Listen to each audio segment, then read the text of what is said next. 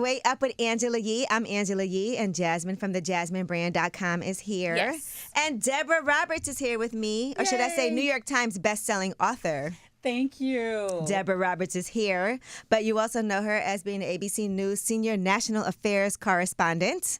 Okay, and thank you and welcome for coming to the show. Thank you for having me. I'm so thrilled to be here. Did I say that wrong? Welcome, and thank you for coming to the show. Okay. I must be nervous. We understood it. I didn't. I was like, did I say that wrong? I didn't even notice. But lessons learned and cherished, the teacher who changed my life. You have put together this anthology. Is that what you would call it? I guess you could call it collection, anthology, yeah. Yes, of different people talking about how teachers have affected their lives. And I love that you did this. Oh, you and I talked about this last year when I was still putting it together. And you liked the idea at that point because you love books. We were actually at the gala for Library Lions Gala for the New York Public Library.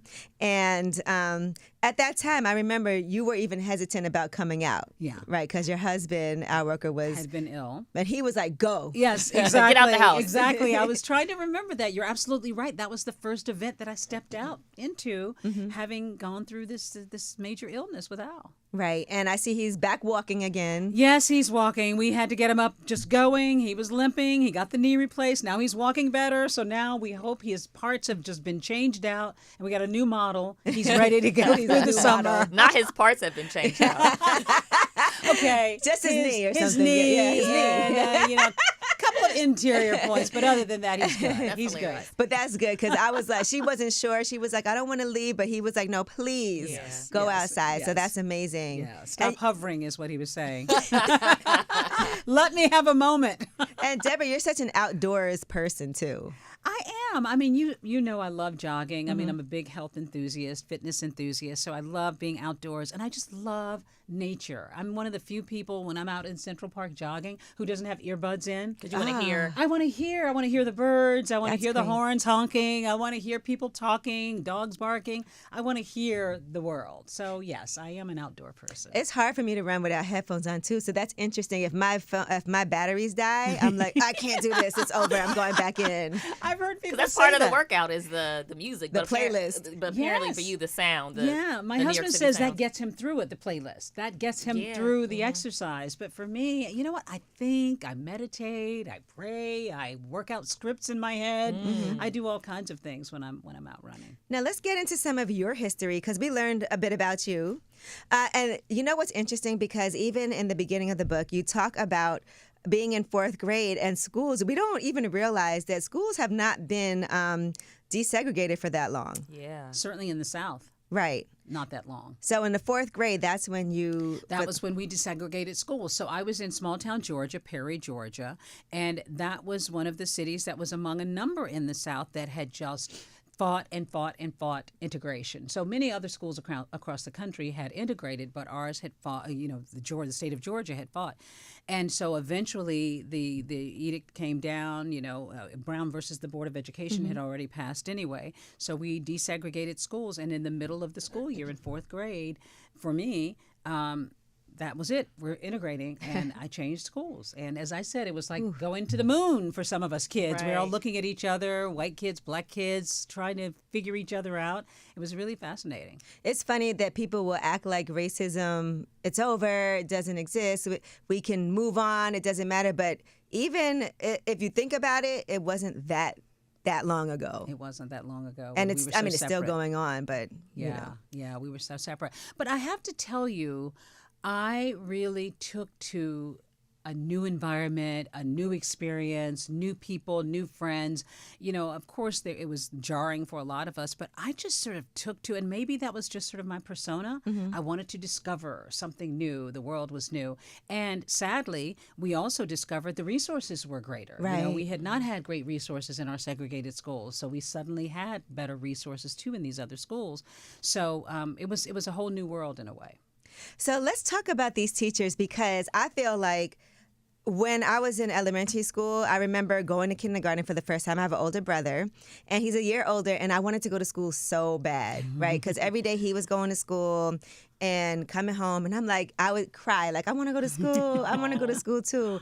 And so, and my birthday's in January, so I actually started kindergarten in fourth grade. I mean, when I was you were 4 4? years old. 4 years old. I don't know why I'm messing everything up today, but I started kindergarten when you I were was 4. Yeah, That's very young. yeah. Otherwise, you got to wait another Or year, else- right? Yeah. Yeah, or you wait another year. Yeah. And so I went to school, and the first day I went to school and came back, and I was crying and saying I didn't want to go to school anymore. What was bothering you about?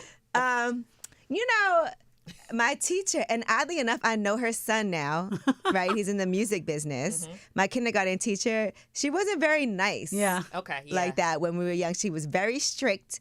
And we used to have to raise our hands to go to the bathroom. And sometimes she would say no. That is crazy. And I definitely peed my pants a couple of times. And my mom would have to come to school with my pants like folded up and change my pants. Well, you were young too. You Yeah. were 4. Yeah, so I would be scared to ask. Yeah, and you probably also thought it was just this magical thing. Go to school, it sounds so great. And then you got there and you realized there were rules and Yeah. there were restrictions and there was learning going on. Yeah, it was. And then but I do remember the teachers that the stand out the most to me are the ones that were amazing and then the ones that weren't. You know, but I also know, like you said, teachers do have it really rough. Yeah. Yeah. As Yeah. well. And Yeah. they have to always be on. Think about it. You can't go to school and not be on. As a teacher in front of the classroom, the students are relying on you. You have to have that energy. You have to always be paying attention. Like you can't really have an off day. And there's so many personalities in your class too. Like it's just not like you have like 5 students. You have like 30 students, and That's a lot. That's a Yeah. lot. But you hit on a good point that I found when I was talking to people about the book. Not every teacher is warm and fuzzy and cozy, and that is not what the descriptions were from people whom I talked to. Right. They weren't all saying, "Oh, I had the warmest, kindest teacher ever." Some of them talked about tough experiences. Melody with teachers. Hobson had a good one. Her teacher was very tough. In fact, did something which today most of us would probably consider maybe a little cruel. When Melody missed a spelling word on a test, and if everybody got it correctly and they had 100%, they would get 2 Girl Scout cookies. And she was so excited, and she missed a word, and she really misheard the word, so she put it in past tense instead of present tense. So she essentially had the word spelled right, but she just had the wrong tense.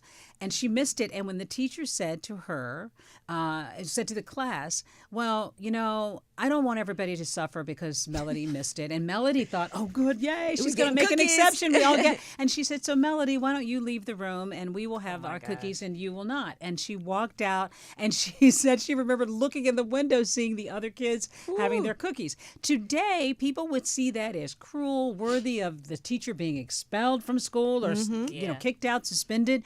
But Melody said that that was a lesson that taught her grit and determination and tenacity, and that she thinks the teacher did it to her because she thought she could handle it. Right. She wanted Melody to rise to excellence, to the top. And that was what that lesson was about. So it wasn't always about, you know, warm, kind lessons, but Melody thinks that she has become the woman that she is, this Yeah, it business worked. titan, partly because she had some tough lessons in life. And Al Roker also said something similar, right? Because he did say that he thinks that today's kids, everybody's a winner, which is Yes. great, he said. Yes. But He doesn't want kids to be coddled. Let's not coddle kids. And his teacher, Mrs. Fryer, was a little tough like that too. Called him fathead and 4 eyes. And I was like, but she would wink and But you know, she would like a wink. little- No, I don't need a wink after that. that's exactly right. And I said to Al, I don't see that as an uplifting story. He did. Oh. And Al said, you know, but she did it in a way that was sort of fun. It was almost like with a little bit of a wink and a nod. And she knew our parents, and she was this really great educator, and she had a Southern drawl. She came from the South. She was joshing me, but she was also at the core of it trying to make sure that we knew that the world was not going to be easy and kind to us always. So I thought Okay. it was a little hazy, I felt. It felt like hazing. Yeah, but Al said other kids had stories about Mrs. Fryer, and they all laughed, and they thought it was sort of fine. But She managed to hand. I guess you had to be there. You had to be there. You had to be there. That's exactly And he's right. fine, so he turned out He's great. fine, So apparently it exactly. worked. But that is interesting because I do feel like today there's a lot more sensitivity than there used to be. Yeah, You know, yeah. I remember my 6th grade teacher. I was in this program in elementary school, right? Prep for prep. And they would send kids in 5th and 6th grade. We had to go to school in the summer and Wednesdays and Saturdays, but you had to be gifted to get into this program. It was all this testing. It was free. And I remember she one day yelled at me because I was really big on passing notes in class. Right? Oh, So really? I remember that. I was Did you toss always- them or did you just pass them? As soon as the teacher had a back turn, you'd be like, and you just throw the note to the person. Right. And I actually still have some of my notes at you home serious? from elementary, because I really was big on That's that. hilarious. And so I remember one day she got in my face and yelled at me, and she was like, "You think you're so special? You think you're so smart?" And she was like yelling in my face. Humiliating you. Yeah, but I thought, the way that I was as a kid too, something like that is just going to make me be more rebellious. So I was just sitting You there dug with with my arms folded. But that always stuck with me, because then you also feel like, see, things did work out for me. But I do remember certain things, like my second grade teacher, she owned an Italian restaurant and she took us all there once. Oh, Or yeah. her husband did or something. And that was like a was a big treat. deal. What'd you eat? I don't know, Jasmine. I was in second grade. Miss Calaro. She owned Calaro's. They had Calaro's restaurant. But what a memory. But what about the other one, the one who yelled at you at the end? Do you think that you took a lesson from that was useful? I couldn't stand her, but I don't know. Here's the other thing that she did, and I talked about this one day too. She, we only had gym once a week. And so what she would do is she would write the word gym on the board. And if we were, like, anytime we talked too much, she would cross a letter off. It's only And so 3 letters. It's only 3 letters. So imagine all week long we have to try to not mess up. So we would never have gym.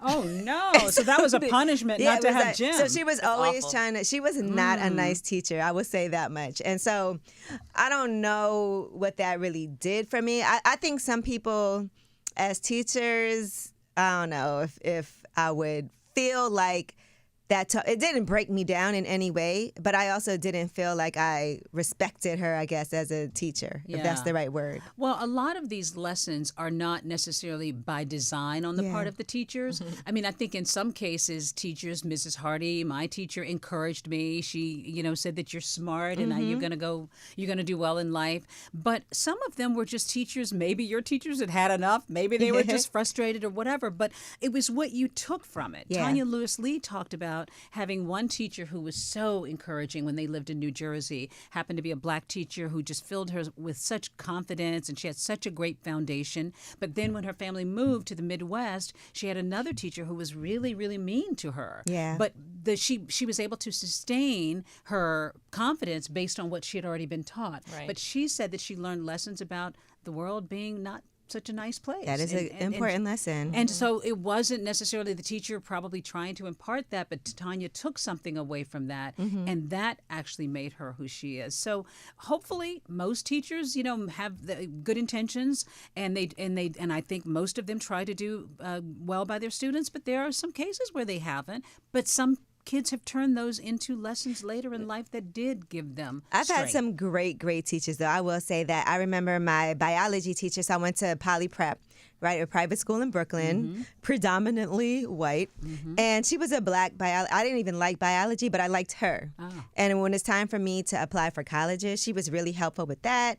I got into Wesleyan, but she wanted me to go to Syracuse. And so I applied there. She really helped me throughout that whole process, and she was very invested in like where I was going to go to college. But that was nice, even That's though. very, very and I'll nice. never forget that. And my basketball coach, Coach Henderson. Oh, so you remember the name? Yeah, Everybody I remember the remembers teachers that I names. really, really liked a lot. Yeah. And then I remember the ones that I didn't really like. Those are and then there's some that were like, okay, they were cool, They're just but sort of like, middling, you barely remember them, but, That's they're- like people too. Like usually people that you kind of don't have extreme, like it's either you really Yes. love them, really like people in the middle. You kind of don't really remember. Right. But it can dictate what you do for a living, because like you said, Mrs. Hardy told you she thought that you were super smart, and that really encouraged you as far as writing too. And grammar and all of those things that would lead to public speaking. Mrs. Hardy was very much about diction and speaking properly. And in her class, she was that consummate English teacher, dressed impeccably in a dress, in pantyhose, little heels.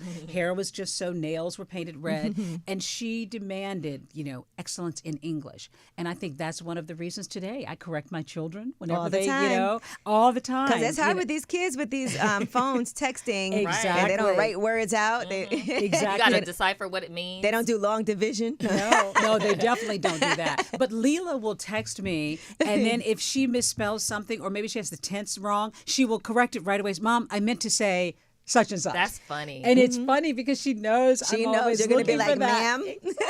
Because that matters with dating, too, I feel like, too. I mean, you haven't dated in a long time. Yes, like, it's been a while.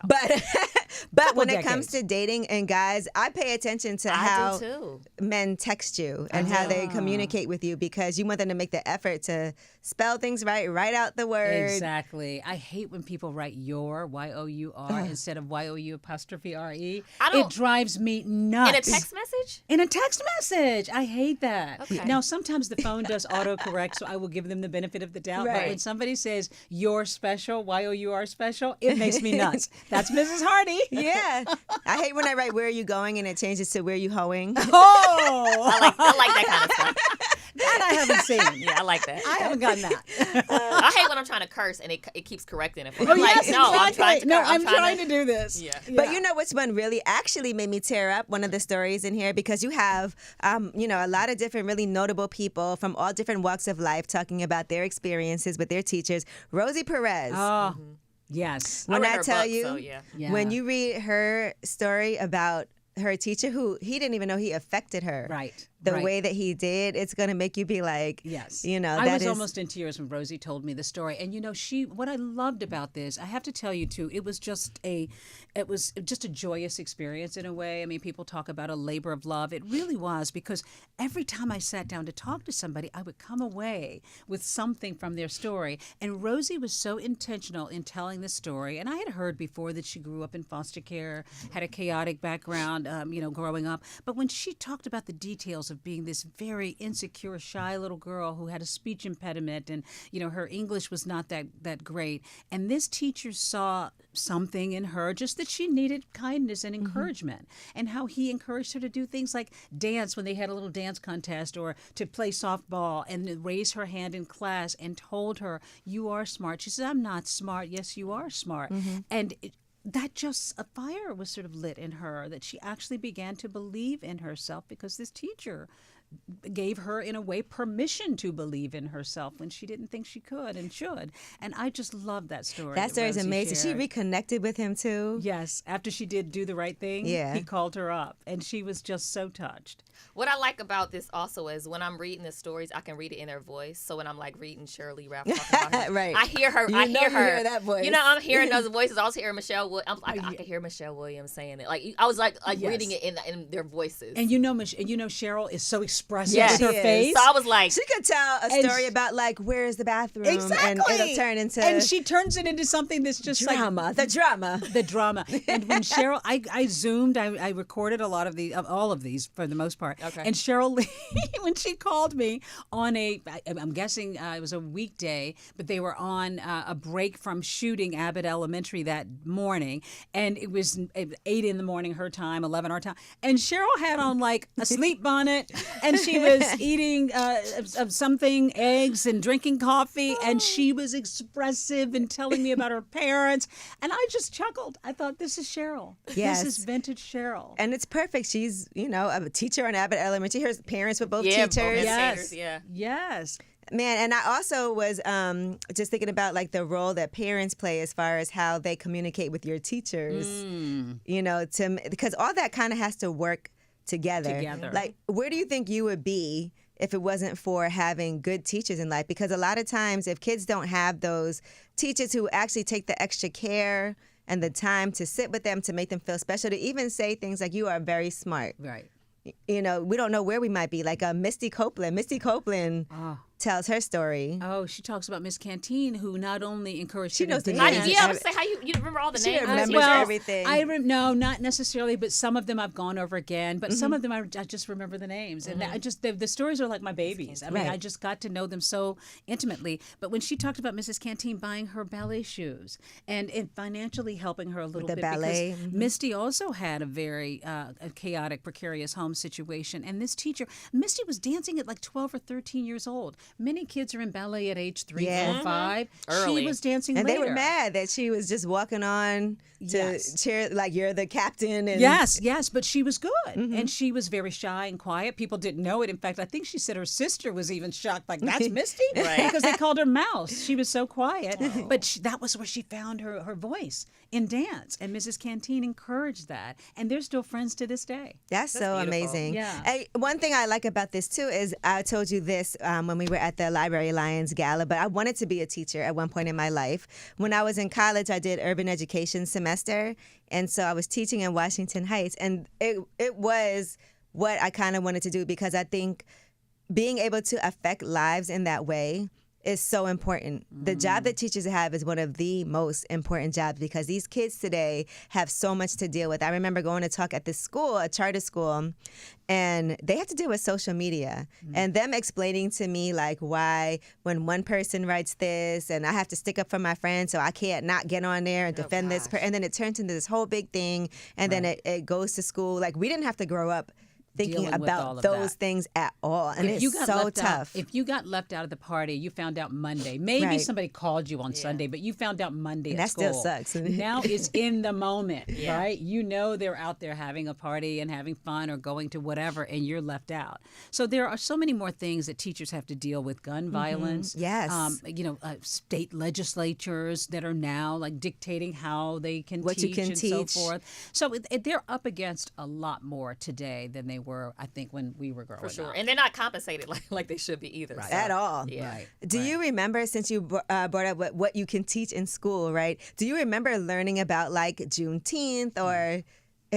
I never No. learned about that growing. I No. think I learned about that watching like Blackish or Blackish, something. yes, I think for a lot of people. I think when I moved to DC, I heard about it, and then I was like an adult at that point but not in school. Right, right. We definitely didn't have the Black history, text. I mean, remember 1 week out of the year, Yeah. you would have these autobiographies that you talk about. But yes, but even more so, though, Angela, I don't even think it's just that. It's, books, what Yep. books are allowed and so forth. And we didn't think about that. The library was one of my favorite places. Me I talk too. about my librarian in there, and partly because I liked her so much. So it wasn't that I was seeking out all these books that would be controversial and so forth, which is so ironic now when we're talking about books that should and should not be allowed amongst our kids.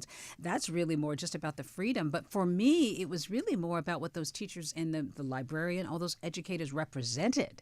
It was what they represented and how they encouraged you. And even not just the staff, like everything that goes into going to school, the bus driver, when you get to school, the custodian, the guidance counselor, The principal, cafeteria all those things. workers. Yeah, people who It work in the takes a cafeteria. village, literally, to run a The school. crossing guards. Yeah. You got something from You used all to of those love to see the people. crossing guard every day. Like, hi, you be running across the street. No, it was a magical time, I think, for a lot of us, which is not to sugarcoat it and say that everybody had great teachers and Yeah. everybody had great experiences. But I tell you, almost any time I mention a teacher to somebody lights up and says, "Oh, Mr. So-and-so." And sometimes it might even be a difficult time. A friend of mine who is a doctor here in New York City said, "Mrs. So-and-so in the Bronx saved my life. I wasn't able to read. I was having all kinds of problems. She could see that, and she held me after school to make sure she tutored me, and that wasn't even what she was supposed to do. I can't remember what the subject was, but she made sure that he would be up to level and could read and could do what he needed to do. And he's, this really, really well-regarded doctor here in New York right now. When I was in elementary school, my mom was in an abusive relationship. Somehow it came out at school. Like, I think I was drawing crazy stuff or whatever. And so my teacher talked to the principal, and like every day they would check on me, like, "You're okay? Were you by yourself last night? Did you eat?" Like, they would, and they never like call Child Protective Services or anything like that. But they really Took care of you. took care of me, just like that entire year.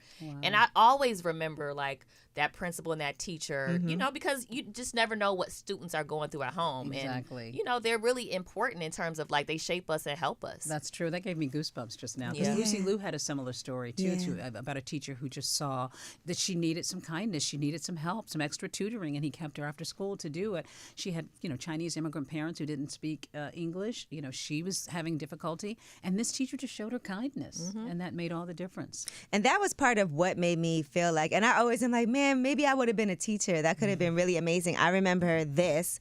One of the students showed me her diary. because, I guess she felt like she could share it with me. And it was things in there that I was like, okay, you are in the 7th grade and you should not be doing things like this. And I really didn't know how, she wanted it to be confidential. And I really didn't know, like, how do you handle something like that when it comes to what these young girls are going through and having to deal with. Yeah, it's a very tough job. But the teachers who do it love it. The teachers who really, just go in there every day knowing that they're sometimes dealing with difficulty, love it. They spend their own money. 3/4 of teachers have second jobs, spend their own money to sort of help kids or to either buy supplies, which is one of the reasons part of the proceeds are going to Donors Choose. Whoop, whoop. I donated money to Donors Choose, which is basically a way of funding resources for teachers. If they need a new whiteboard, if they need a new iPad, you can actually choose ways to donate to help teachers in the schools. That's amazing. And you're right. A lot of times teachers also, I saw in Spike Lee's story, he was talking about at Morehouse, his professor would come in on days off to help him work on this documentary that he was doing because he was just filming things. And he was like, why don't you do a documentary? And just things like that is amazing. And maybe at the time you're not even thinking, wow, he has a day off. He's just coming in. Yeah, you don't appreciate it then. But in retrospect, you're like, wow, he gave not up even his getting paid time. for this. Exactly. And that's the beauty of teachers. They are not getting paid for as much as they're doing, but they are changing lives. Now, speaking of getting paid for things, did you take care of this refrigerator situation? Oh my! We're still in the throes. Our refrigerator broke down last week in our house upstate New York, and just in time for the Memorial Day holiday. We're working on it right now. I was on the phone with the guy yesterday because all the goop and the liquids and everything melted onto the floor. So now the floorboards have to come up and then get the refrigerator. Things that happen. It's a whole thing As a now. homeowner. It's a whole thing. Exactly. I like that you share so much of your own personal life on social media. I think you're really great at doing that because it's very relatable for people who are like, oh my God. That was real life. Yeah. That was real life. And I try not to always just have sparkly, beautiful, Angela and I were at this event. We both look so pretty. But the next day, anything could be happening, right? No makeup on in the park, whatever. I try to give a little bit of realism. So, how much does the news affect you when you're not at work? Because there are a lot of stories that are really tough to report. A lot of things can happen that are disappointing when it comes to, everything that's going on in Congress and all the battles that are happening there right now. Tragedies, gunfire, gun. I was doing an interview yesterday for 2020 about a woman who was shot and killed by her boyfriend and had a 6-year-old daughter, and the family was talking about the heartbreak of the whole thing. It's very hard, and you do enough of these stories, and it's hard for me. I'm a mom, I'm a wife, I'm a sister, I'm a daughter. It's hard not to carry some of this with you, and you go home and you think about these people that you just sat down with and took a part of their lives into your life. And like anybody else. And it's very hard. It's hard to watch this, and it's hard to filter it out and report on it and not be affected by it. That's why I like running in the park with nothing really in my ears, so I can just clear my mind. Like, I don't want to hear none of this stuff. I just want some nature. Yes. Exactly. Birds talk to me. The birds chirping. When you're on vacation, are you able to turn it off, or are you still checking up on everything? You know what? I take magazines. That's my kind of mind candy. On the plane, when I get there, I take Vogue and I take all the fun magazines. But I also like to take a good book too. I check the headlines. I know what's going on. I like to be informed. You don't want to be totally out of the mix. That's right. But I don't want all the details. I don't want all the details because I need a moment to just decompress. Now, are you about to be a grandmother? I'm about to be a DD, GG something. I don't know. I don't know about grandmother, but I'm not calling myself that. What are you thinking about? What names are you thinking about? I do not know. But Courtney, my stepdaughter, is pregnant and due in a couple of months. And she says, well, you have to figure out what the baby's going to call you. I said, the baby won't be talking for a couple of years. We have time to figure this out. We have time. So, yes, I'm about to be, a grandmother figure. But so we will not be calling me grandma. Oh, my God. It feels weird, right? Dee, Gigi, something like that. Gigi is cute. Yes. Gigi. We'll come up with something. That's my Gigi. Gigi, come pick me up. Gigi, can you pick me up? Because they're going to keep saying it their whole life. So exactly. Where were you when you found out about the New York Times? This being a New York Times bestseller. Do you really want to hear this story? So Al was having his knee replacement surgery, and he was ready to be picked up. I was waiting on that Wednesday to find out what, I didn't know when we would find out. So I go to pick Al up. It's 4:00 because it's sort of late. Biden is in town. The traffic is snarled. I'm trying to get to him, and his painkillers are wearing off by the time I get to him. Oh, man. So I get him in the really quick. car. She can set a scene. Like, I feel know. like I'm there. You're I a great know. storyteller. That's Okay, what go ahead. I'm I'm sorry. Go ahead. So I get there. He gets in the car. His leg is, of course, it's stiff, and he's trying to get in. He's wincing in pain. We have all this traffic. We're hitting bumps along the way. Man. And all of a sudden, I get an email that says, "Congratulations, you made the New York Times bestseller." I know. And Al says, what? And I said, "I made the New York Times bestseller list." And he said, "Congratulations." My knee. He's like, it's not about me right now. This is about you, Gigi. So I helped Al limp into the house as I was trying to think about the excitement of the New York Times bestseller list. That's cool. It was a memorable moment, trust me. We'll never forget it. We will never forget that. Well, thank you so much. I'm so happy that you came and joined us and actually shared this. I think teachers will really appreciate this because I also feel like teachers do not get the love and adoration and credit that they should get. I agree with you. This is And a the love money that letter, they should get. And the money. This is a love letter to teachers, Oh, and it's I a like that. reminder about all the things that they do. And I hope it opens a conversation about the importance of what they do. Yes. Well, very inspiring. Thank you so much. You're very inspiring. You are very inspiring. Thank you so much. And it's always fun to be with you. Yay. Thank you, Deborah Roberts. We're going to hit the town again. Way up.